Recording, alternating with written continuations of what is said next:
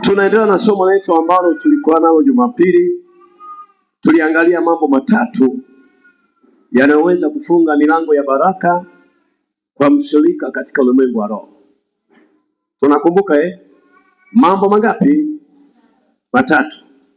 Leo tunaanza na jambo la nne. Jambo la nne. Bwana Yesu asifiwe sana. Jamani, Yesu asifiwe. Jambo la nne ambalo linaweza kufunga milango ya baraka katika ulimwengu wa roho. Nilisema baraka ni kanuni ya maisha, sawa? Baraka ni kanuni ya nini? Baraka sio kitu ambacho kinakuja kwa bahati mbaya. Tulisema Waswahili wanasema maji hufuata nini? Mkondo. Kama maji hufuata mkondo, hata baraka zina utaratibu wake katika ulimwengu wa roho. Bwana Yesu asifiwe sana. Jamani, Yesu asifiwe sana. Jamani, Yesu asifiwe. Yako mambo kama nilivyosema yanayoweza kufunga baraka katika ulimwengu wa nini? Baraka haziji tu kwa sababu umeombewa. Baraka haziji tu kwa sababu ya kuombewa maombi mengi. Baraka ni mchakato wa maisha ya mtu. Baraka ni namna unavyoishi wewe maisha yako na Mungu wako. Bwana Yesu asifiwe sana. Ninaposema maisha ya wewe na Mungu wako, maisha ya wewe na Mungu hayapo ndani ya kanisa huko.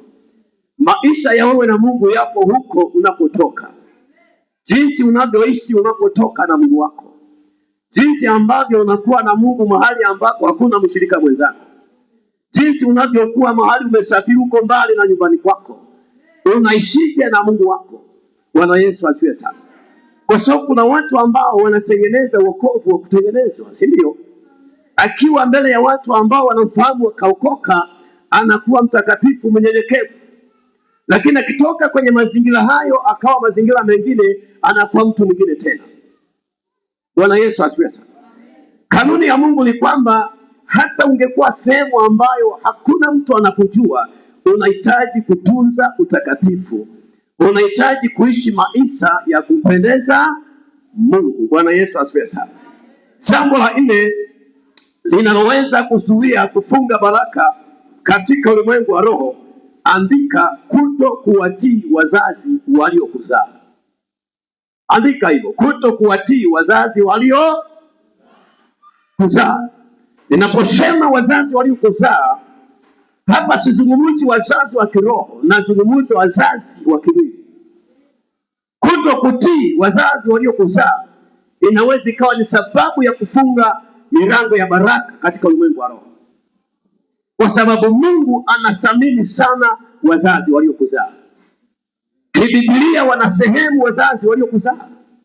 Jamani, tuko hapa ni kwa sababu tulizaliwa. Umeoa na kuzaa kwa sababu na wewe ulizaliwa. Ulilelewa. Bwana Yesu asifiwe sana. Bwana Yesu asifiwe. Wale wazazi wana dhamana sasa katika maisha yako. Iko dhamana ya wazazi katika maisha ya kiroho. Ndio maana ukisoma Biblia, kile kitabu cha Efeso sura ya 6 mstari wa 1 mpaka wa 3. Bwana Yesu asifiwe sana. Inazungumza kwa habari ya watoto kuwatii wazazi wao. Inasema enyi watoto watii wazazi wenu katika Bwana, maana hii ndio haki. Bwana Yesu asifiwe. Anasema mpate kuishi siku nyingi katika nchi mpewayo na Bwana Mungu. Anazungumza watoto kuwatii wazazi. Kuwatii, kuto kuwatii wazazi kunaweza kufunga malango ya baraka katika ulimwengu wa roho. Hata mchungaji angeomba, kama wazazi wako hauko sawa nao, usitegemee kubarikiwa. Bwana Yesu asifiwe sana. Maana yake siko baraka kutoka kwa Mungu na siko baraka kutoka kwa wazazi. Tunaelewana? Hata kama wale wazazi ni wapagani, hata kama wale wazazi hawamjui Mungu, bado wana sehemu, bado ni wazazi wako. Bado ndio waliokuleta duniani. Ulipitia kwao, ndio maana uko leo. Bwana Yesu asifiwe sana. Kwa lazima tujue kwamba wazazi waliotuzaa ni watu muhimu sana. Amen. Ukikosana na mzazi aliyekuzaa, nenda kapatana naye. Hakuna dawa nyingine. Mzazi tu. Bwana Yesu asifiwe. Mzazi ni Mzazi tu. Mzazi sio kwamba ombe msamaha kwako wewe, kaombe msamaha kwa mzazi. Tunaelewana? Kuna watu wameokoka lakini haelewani na wazazi wote, si ndio? Mtu ameokoka anasema mama yangu hatupatani kabisa, baba yangu yule ndio hatupatani kabisa. Sasa wewe umeokoka? Ukiokoka, jambo la kwanza, patana na wazazi wako. Si kama mnanielewa? Bwana Yesu asifiwe sana. Nimesema kuto kuwatii wazazi ni sehemu mojawapo inayofunga milango ya baraka katika ulimwengu wa roho, kwa sababu Mungu kweli anabariki, lakini kuna sehemu ya wazazi.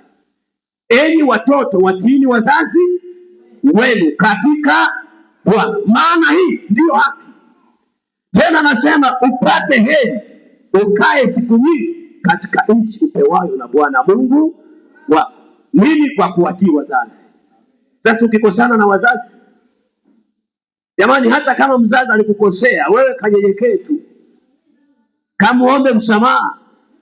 Bwana Yesu asifiwe. Acha kuishi maisha ambayo na wazazi hamuelewani. Ipo siku utawatafuta wazazi. Hata kama umeolewa, umeoa, wazazi ni wazazi tu, si ndio jamani? Ndio maana tunasema hakuna mtu anayekuwa kwa mzazi wake. Hata kama umefanikiwa sana, jua ni kwa sababu wazazi wapo. Unajua kuna watu mpaka anafika anasema wazazi wangu ndio wananiroga. Yaani mimi nashangaa mtu anasema wazazi wangu ndio wanaoniroga. Nimekosana na wazazi kwa sababu hivi kweli? Mama yako amekulea, ulikuwa mtoto, alikubeba mgongoni, ulikuwa unamkojolea, anakufunga visepe, si ndio? Kwa sababu tu hatujui wakati watoto tulikuweje. Ingekuwa inarudi picha sasa, ungejiona ulikuweje. Sawa, umekuwa leo, umeolea, umeoa, wazazi wamekusomesha, wengine wameuza na mashamba usome, sawa, wamebaki masikini usome. Leo umesoma unasema wazazi wananiroga. Hivi kweli? Wangetaka kukuroga, si wangekuwa wakati mtoto? Kwa leo ndio wazazi wanaanza kukuroga. Bwana Yesu asifiwe. Jamani, tujue wazazi ni wa muhimu sana. Hata kama umeoa, wazazi ni wa muhimu sana. Ndio maana hata ukioa mke wako sio mzazi wako, bado ni mke wako tu, na mume wako bado sio mzazi, bado ni mume. Kwani mume wako ni baba yako? Jamani, mume wako anakuwa baba yako? Huyo ni mume wako, baba yako ni baba yako. Bwana Yesu asifiwe sana. Si kama unanielewa? Kuna mtu anasema sina shida na baba kwa sababu nimeolewa. Kuolewa haina maana ya kwamba amekuwa mume wako. Unaweza ukaolewa alafu ukaachika. Kwani hawapo walioolewa akaachika? Wanarudi kwa wazazi? Hawapo jamani. Kama alisema mume wangu ndio baba, anafanyaje? Amekosana na wazazi kwa sababu ameolewa eti. Usiangalie upendo wa leo wa ndoa. Ndoa ni mabadiliko. Hujui kesho inapita pito gani, sawa? Ndio maana swala la ndoa bwana, hata wazee wanakosana. Hata watu meno hayapo kabisa mdomoni, utawakuta mahakamani wanapeana matalaka. Mama anasema naenda kwetu kwa wazazi. Ukiangalia hata wazazi hawapo. Yaani yeye ni bibi na anaenda kwa wazazi. Kwa hiyo heshimu wazazi wako.